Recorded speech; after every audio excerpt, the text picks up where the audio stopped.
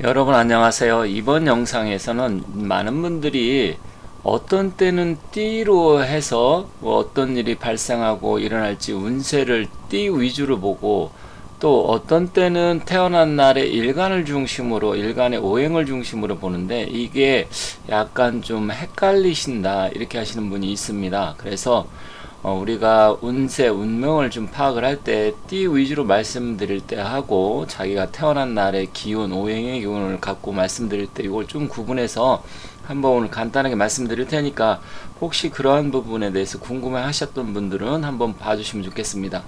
자, 이 사람의 운명을 결정하는 요소는 뭐 여러 가지가 있습니다. 물론 이제 사주 명리학을 기준으로 본다고 하면 어떤 분들은 사주팔자가 중요하다 이렇게 말씀하시는 분도 있고, 아니다 집안에 태어난 점 환경 이런 게 중요하다, 누구 부모 밑에서 태어났느냐가 중요하다 이렇게 하시는 분도 있고, 뭐 관상이 중요하다 하시는 분, 풍수가 중요하다 하시는 분 많습니다. 하지만 이 운명이라는 것은 일단 자기가 타고난 팔자 기운으로 해서, 사주의 기운 위주로 해서 일단 기본적으로 보고요. 나머지 부분, 예를 들어서 뭐 환경이라든지 관상이라든지 또 살고 있는 풍수 이런 것에 따라서 좀 달라질 수 있습니다. 하지만 무조건 뭐 팔자대로 되는 건 아니고요. 여러 가지 환경 요소에 따라서도 좀 영향을 받는다. 그렇다고 하면 좀 사주는 어떻게 되느냐? 사주는 태어난 날에 그 연월시, 생년월시죠. 그 네 가지 이 사주라고 하는데, 그 네 가지의 기운과 그 각 주마다 이 사주에 두 개의 글자가 있죠. 그러다 보면 사주 팔자가 돼서 이걸 기본적으로 구성이 되고, 사주 팔자는 변하지는 않습니다. 다만 대운과 세운이라는 게 있어요. 대운은 10년 단위로 오고 세운은 뭐 1년 매년 이렇게 바뀌게 되는데, 거기에 따라서 운의 변화가 있습니다. 그렇기 때문에 태어난 생년월일시는 안 바뀌고 운명은 안 바뀐다 말씀하시는 분이 바로 그런 걸 보고서 말씀하시는 거고, 또 내가 얼마든지 그 대운과 세운 기운이 올 때 거기에 맞춰서 노력하고 열심히 하면 얼마든지 또 변화할 수 있다. 그래서 무조건 안 바뀐다, 이거는 좀 틀린 말이다 이렇게 말씀드리겠습니다. 여기 잠깐 보시면 운명을 결정하는 요인 및 비중도 이렇게 되어 있는데, 뭐 결정하는 요인이 물론 여기에 국한된 건 아닙니다. 다만 기본적으로 우리가 사주 명리학을 공부하고 또 관심 있는 분들은 기본적으로 사주팔자가 중요하다는 것은 알고 계실 겁니다. 그래서 사주팔자를 볼 때 사주팔자, 사주명리학 이걸 위주로 해서 보고, 또 자미두수라고 해서 좀 별자리 위주로 해서 보기도 하고, 또 구궁도 구성학이라고 해서 9개 궁을 가지고 하시는 분, 또 기문둔갑 여러 가지가 있습니다. 하지만 기본적으로 가장 많이 알고 계신 게 사주팔자이기 때문에 사주팔자 위주로 해서 말씀드리겠습니다. 저 같은 경우는 비중들을 한 60% 정도 봅니다. 그러니까 사주팔자가 10개의 중요한 기운이 있다고 하면 60%니까 한 6개 부분을 차지한다는 거고, 나머지 그럼 4개는 무엇이냐? 기본적으로 뭐 그 사람이 살고 있는 집, 터의 기운, 풍수질이라고 하죠. 관상이나 수상, 또 성명학이라 그래서 이름이 어떻게 되는지 이런 거에 따라서도 또 영향을 받습니다. 이게 한 뭐 20%에서 25% 정도 보고요. 많게 보시는 분은 또 이걸 뭐 한 3, 40% 보시는 분이 있습니다. 이게 뭐 계량화돼서 딱 이게 60%다, 70%다 이건 아니에요. 이제 사람마다, 선생님마다 또 조금씩 차이가 있기 때문에 저 같은 경우는 이렇다는 겁니다. 그리고 환경적인 요인, 내가 어디에서 출생을 했느냐, 지역은 어디냐, 고향이 어디냐, 또 학교는 어디 다녔느냐, 이런 거고, 또 집안은 어떻냐, 이게 이제 가문이라고 하죠, 옛날에는. 그런 부분과 또 만나는 사람의 사회적 환경, 또 내가 어떠한 일을 하느냐, 직업은 무엇을 갖고 있느냐, 그 또 주변 직장 동료들한테도 영향을 받게 되고요. 남녀 공이 또 결혼을 하게 되면 배우자에 따라서도 얼마든지 바뀔 수 있습니다. 그래서 내가 사주가 조금 안 좋고 잘 안 풀린다 그러면 오히려 좋은 배우자를 만났을 때 배우자의 기운에 따라서 시너지를 내서 또 잘 되는 경우도 굉장히 많습니다. 근데 사주팔자는 좋은데, 집안도 좋은데 오히려 배우자 잘못 만나서 망가지는 사람도 굉장히 많기 때문에 이 배우자의 비중도 굉장히 중요해서 그래서 궁합 같은 것들로 많이 보게 되는 겁니다. 그럼 비중이 15%밖에 안 되는데요 이렇게 하지만 이 15%가 적은 게 아니에요. 왜 그러냐면 여러분께서 물 같은 거 이렇게 뭐 끓일 때 물이 만약에 100도씨에서 끓여야 음식이 조리가 되는데 계속 뭐 80도에서 85도에서만 하고 더 이상 100도씨까지 안 올라간다. 그러면 설익게 되겠죠. 그 나머지 부분이 그 15% 이게 적은 게 아니고 그게 있어야만이 모든 게 완성이 되기 때문에 상당히 중요하다. 비중도에 따라서는 조금 적지만 결론적으로는 최종적으로 환경적인 요인이 굉장히 중요하다는 것을 말씀드리는 거예요. 그래서 옛날 같은 경우는 사주팔자를 볼 때 양반과 자녀들을 봤을 때 바로 판단을 내리는 게 아니라 그 양반가에 가서 6개월 내지 1년 동안 뭐 거사라고 하죠. 옛날엔 거사라고 했는데 그분들이 가갖고 그 자녀들의 집안 환경이라든지 품성이라든지 노는 모습이라든지 공부하는 거 여러 가지 보고 최종적으로 판단 내린 경우도 많았었습니다. 그래서 직업적인 것도 중요하지만 출생 환경, 집안 이런 것, 또 배우자 이런 것도 굉장히 중요한 비중을 차지한다는 점 간과하시면 안 되겠습니다. 기본적으로 사주의 구성을 보면 연월 일시로 이렇게 되어 있습니다. 그래서 이걸 사주라고 하고요. 뭐 이민년이다, 또 기유월이다, 경자일생이다, 무시다 이렇게 이제 연월 일시가 되었는데 두 글자씩 있어서 사주 팔자가 형성이 되는 겁니다. 그래서 어떤 사람은 다 팔자 소관이다, 팔자 타령하고 팔자 때문에 그렇다 하시는데 뭐 그게 틀린 말은 아닙니다. 하지만 그렇다고 해서 모든 게 100% 자기가 태어난 이 사주 팔자로만 되는 건 아니다.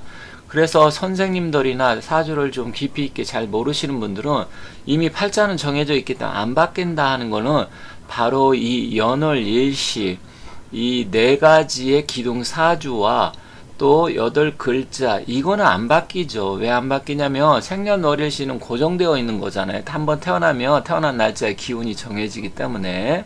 그런데 오른쪽 보면 위에는 대운이고 아래는 세운이라고 되어 있습니다. 만약에 대운수 같은 경우 위에는 5, 15, 25 이건 대운수인데 사람마다 다 달라요. 그래서 어떤 사람은 이제 10년 단위로 바뀌기 때문에 5, 15, 25, 35 이런 식으로 바뀌는데 이거는 제가 임의상 만든 거고요. 어떤 사람은 1, 10일, 20일, 30일, 40일 이렇게 바뀔 수도 있고 7, 17, 27, 37, 47 이런 식으로 바뀔 수도 있습니다. 그러면 대운은 어떻게 결정되냐면 그 태어난 날의 월의 기운으로 가지고 바뀌는 거예요. 여기서 이제 그걸 말씀드리려는 건 아니기 때문에 그 정도만 알고 계시고 궁금하신 분은 제가 다른 영상에 올린 게 있으니까 찾아보시면 되고요. 아래 세원이라 그래서 올해 22년은 이민년이고 내년 23년은 개묘년 24년은 갑진, 25 을사, 그리고 26 병호, 27 정미 뭐 이런 식으로 흘러가겠죠. 이게 세운입니다. 세운은 1년 동안 당해 연도에 가장 강력한 기운이고 대운이라는 건 그 사람이 태어난 사주팔자에서 10년 단위로 큰 흐름상 기운이 바뀌는 거기 때문에 이 사주팔자는 안 바뀌지만 대운과 세운의 흐름이 바뀌기 때문에 결론적으로 사주는 팔자는 안 바뀌지만 기운은 변화한다. 그래서 대운이 어떻게 들어오고 세운이 어떻게 오느냐에 따라서 내가 무엇을 하고 어떻게 해야 될지 판단을 해야 됩니다. 그래서 사주의 기분 구성 요소도 중요하지만 대운과 세운의 흐름이 정말 더 중요합니다. 그래서 그때에 따라서 내가 무엇을 할 것인지 어떻게 해야 될 것인지 결정이 되어진다. 그래서 사주의 기본 구성은 이렇게 되어 있다. 물론 이제 월운 몇 달, 뭐 무슨 달, 이번 달, 뭐 무슨 일이 발생할지, 그리고 오늘 하루 무슨 일이 발생할지 이것까지 들어간다 그러면 굉장히 좀 복잡해지긴 하는데 큰 틀에서 봤을 때 대운과 세운의 흐름이 굉장히 중요하다. 그럼 어떤 분은 대운이 더 중요하냐 세운이 더 중요하냐 이렇게 또 궁금해 하실 수 있어요. 선생님마다 좀 다르지만 기본적으로는 당해년도 세운의 기운이 더 세다 이렇게 보고 일반적으로 보고 있습니다. 대운은 이제 큰 틀에서 보는 거지만 큰 파도 치는 속에서 작은 파도가 쳤을 때 결론적으로 그날의 기운 아니면 뭐 그 달의 기운, 그 당해년도의 기운 이렇게 나눌 수 있는데 그 당해년도 기운이 좀 더 중요하다 이렇게 보시면 되겠습니다. 그러면 어떤 때는 일간의 기운을 보고 사주의 기운을 파악하고 어떤 때는 띠, 무슨 띠는 어떻다, 무슨 띠는 어떻다 이런 얘기가 나오는데 그게 어떻게 구분이 되는 거냐면 여기 오행의 기본 구성 요소를 보시면 천간의 갑을병정 무기경신 임계. 그래서 이 색깔은 무엇을 나타내냐면 갑을은 목의 기운이니까 약간 푸른색, 청색을 나타냈고요. 병정은 화의 기운이기 때문에 붉은색, 빨간색으로 나타낸 거고 무기는 토의 기운이기 때문에 이제 황토색 해갖고서 노란색으로 표현한 거고 경신은 금기니까 백금이라고 볼 수도 있고요. 아니면 바위 덩어리 굳고 단단한 거 이래서 색깔은 흰색. 그리고 임계는 물의 기운으로 봐서 물이 깊어지면 좀 어두운 색 검게 보이죠. 그래서 좀 검은색 계통, 약간 연하게 제가 회색으로 표시했지만 원래 검은색입니다. 그래서 지지에는 인묘진, 사오미, 신유술, 해자축 이렇게 12개가 있고 천간은 10개가 있는데 근데 여기서 중요한 게 있습니다. 뭐냐면 인묘진은 계절적으로 아래 보면 봄이고 사오미는 여름이고 신유술은 가을이고 해자축은 겨울인데 그러면 여기 진술, 충미가 있는데 3월은 진이고 그리고 6월은 미고 그리고 이제 9월은 술이고 12월은 축이잖아요. 이제 음력 기준입니다. 그러면 여기에서 진술충미는 내가 토의 기운인데 이걸 토로 보느냐 아니면 목으로 보고 화로 보고 금으로 보는 거 이건 어떻게 되는 거냐 자기가 태어난 날이 예를 들어 음력 3월 진월이다 그러면 달을 볼 때는 일단 인묘진에서 목기 그러니까 예를 들어서 내가 기본적으로 토의 기운이지만 3월 음력 3월에 태어나신 분은 기본적으로 토지만 목기를 갖고 있다 이렇게 보시면 돼서 일단 인묘진은 그냥 목의 기운으로 보시면 됩니다.